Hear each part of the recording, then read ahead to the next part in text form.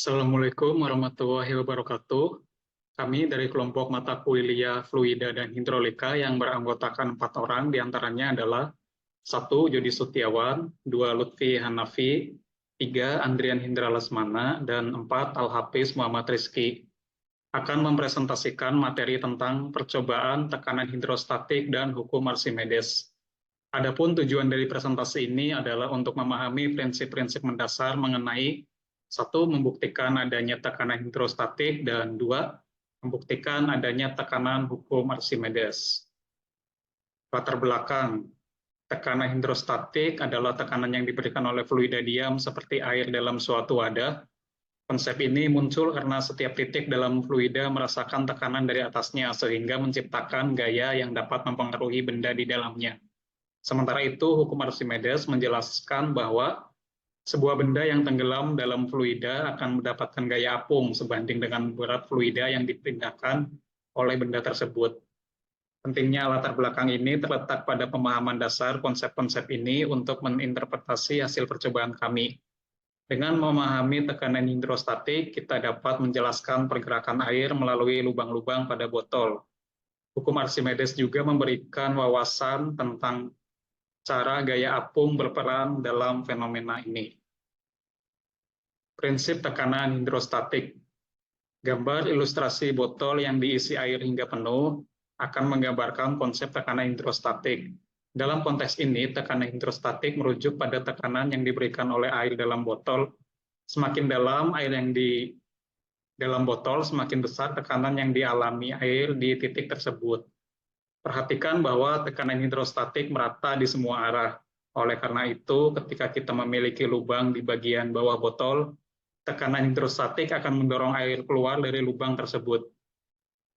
Prinsip ini menjelaskan mengapa lubang di bagian bawah menghasilkan tekanan air yang lebih kencang. Tekanan hidrostatik di titik itu lebih besar dibanding lubang-lubang yang lebih tinggi. Baik, untuk slide selanjutnya akan dilanjutkan oleh anggota kelompok yang lain. Saya akan melanjutkan presentasi dari Mas Andri. Alat dan bahan. Alat dan bahan yang digunakan untuk melakukan percobaan tekanan hidrostatis yaitu 1. Botol plastik, 2. 3 buah lubang dengan diameter yang sama, 3. Air, 4. Lakban, dan yang kelima gunting. Langkah-langkah kerja. Langkah-langkah kerja yang harus kita lakukan untuk melakukan percobaan hidrostatis yaitu siapkan botol dengan 3 lubang yang ditempatkan secara simetris di sepanjang sisi botol. Kemudian isi botol hingga penuh dengan air. Pastikan lubang di bagian bawah tertutup saat mengisi air. Lalu pastikan lubang di bagian bawah berada pada posisi yang sama tinggi. Buka 3 lubang secara bersamaan, lalu biarkan air keluar dari ketiga lubang selama beberapa detik. Dan lubang bagian bawah akan menjadi fokus utama di mana air kemungkinan akan keluar dengan kecepatan tertentu karena adanya tekanan. Lubang-lubang lainnya mungkin memiliki karakteristik aliran yang berbeda. Yang terakhir, pastikan kondisi eksperimen dilakukan dalam keadaan stabil. Berikut presentasi dari saya, kemudian akan dilanjutkan oleh Mas Lutfi. Oke, saya akan melanjutkan presentasi dari hasil percobaan. Jadi hasil percobaan tersebut didapatkan lubang atas semburan air paling lemah, sedangkan lubang tengah semburan air sedang, dan lubang paling bawah semburan air paling kencang. Semburan air yang paling kencang berasal dari lubang bawah karena tekanan hidrostatis di lubang tersebut paling besar. Ketika lubang tersebut memiliki diameter yang sama, ini dipengaruhi oleh zat cair, massa jenis zat cair, dan gravitasi bumi.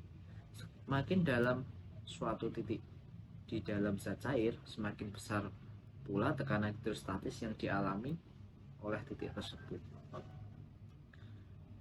Selain itu, terdapat perbedaan tekanan hidrostatis ini akan menyebabkan kekuatan semburan air berbeda.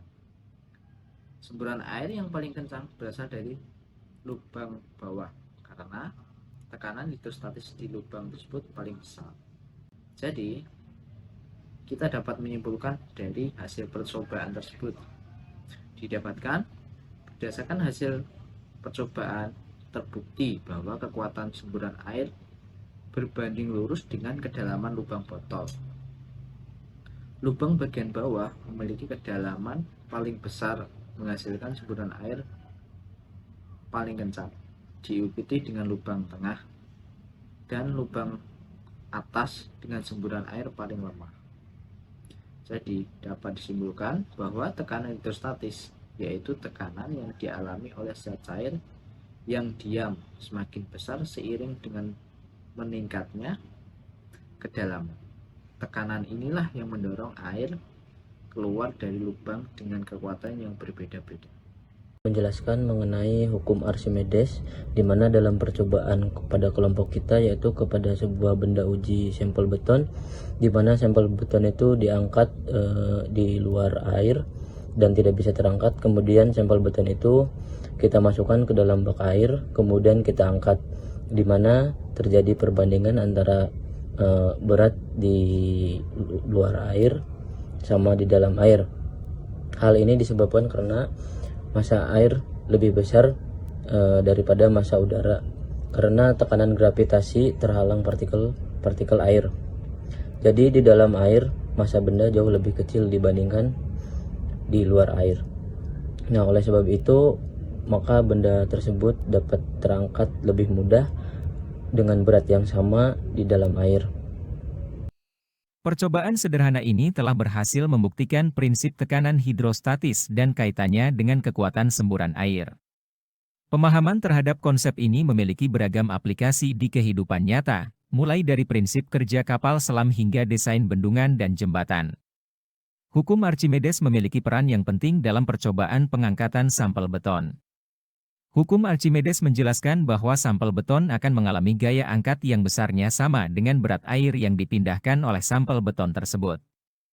Gaya angkat ini akan mengurangi gaya berat sampel beton, sehingga sampel beton akan terasa lebih ringan dan lebih mudah diangkat. Tekanan hidrostatis dan hukum Archimedes juga dapat diterapkan untuk mengembangkan teknologi baru untuk eksplorasi dan konservasi laut. Teknologi ini dapat digunakan untuk membangun struktur bawah air, seperti jembatan, terowongan, dan ladang angin laut. Teknologi ini juga dapat digunakan untuk membersihkan polusi laut dan melindungi habitat laut. Mungkin sekian presentasi dari kelompok kami, kurang lebihnya mohon maaf. Wabillahi taufiq wal hidayah. Wassalamualaikum warahmatullahi wabarakatuh.